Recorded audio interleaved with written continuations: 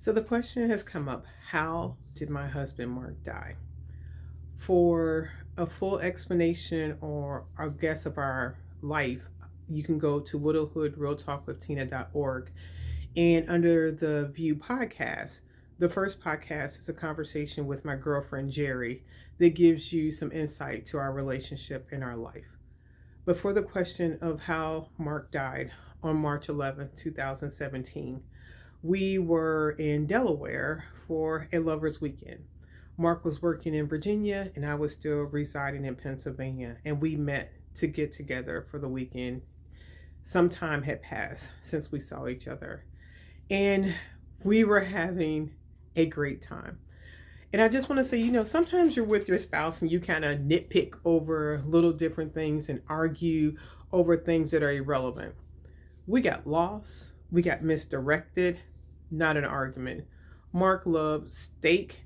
His dinner that he chose that last evening was something that he knew I loved, which was Chinese food. We went out to the movies and we saw the last Wolverine movie the night before. The morning of March 11th, Mark woke up and thought he was experiencing really bad gas. He was in the bathroom sweating and did not want to go to the hospital. I heard a loud noise in the bathroom and I ran in there and I saw him face down. And there was blood everywhere, and I had assumed that he hit his nose upon falling. And I wasn't sure if there were shattered bones, so I didn't want to flip him over and start doing CPR and maybe make a situation worse.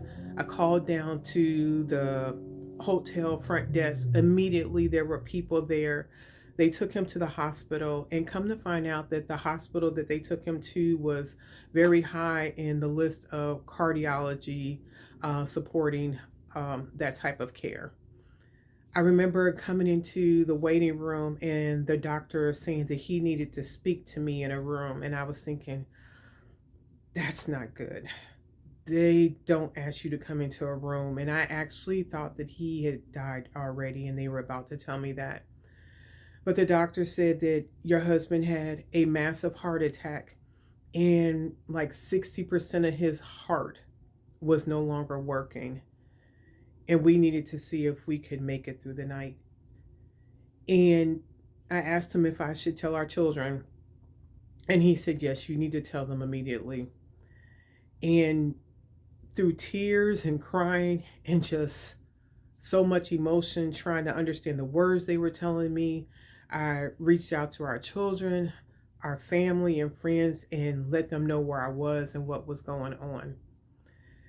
I remember going to different waiting rooms and different areas. And I remember finally being in like the ICU, and they thought that they were going to be able to stabilize Mark. And I kept hearing them say code such and such, code such and such. And at one point, the doctor said, oh, we'll bring you in a few minutes. And then I kept hearing code such and such and people running. And I knew in my heart that they were trying to stabilize him. And that was Mark, that they kept saying, we're going to try to get him ready. And at one point, a nurse and two other people came in to talk to me, and I literally started screaming no. And they said, no, no, no, we're not coming to talk to you about that. We're coming to check on you. And they finally told me that, yes, all of that coding that I heard was them trying to stabilize him. About 30 minutes later or so, the doctor came in who had been with me through the night. And he got down on his knees and he put his hands on my knee and said, your husband is not stabilizing. Your husband keeps coding out. And from the 60% of his heart not being functional and the constant coding, there was probably nothing left from Mark mentally. And we had already had a DNCR and we had all those things documented. And they asked me what I wanted them to do.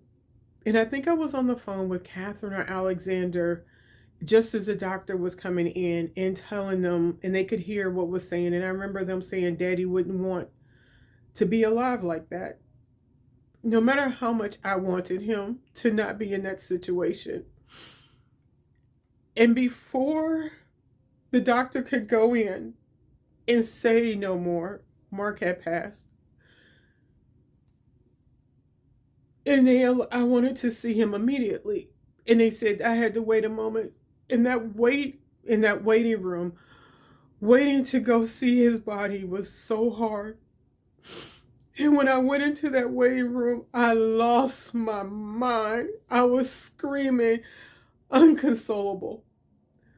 I was on the floor. I was screaming. I laid on that bed next to his body. And I remember wiping his face. And I remember touching his hand and thinking his hand is cold. This same hand that was holding me the night before is gone.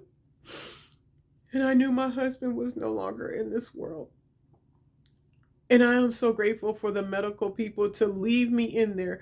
They didn't try to rush me away. They didn't try to console me. They let me lose myself in that moment. And then they were kind enough to tell me that Catherine was in the hospital. She was on her way up. And I couldn't let her see me like that. I needed to give her her own space to be able to just break down, to be there. And a family friend came and brought her there, and she was able to see her dad. Alexander was in the military and he came later. And that is what I'd like to share with you about the day that my husband died.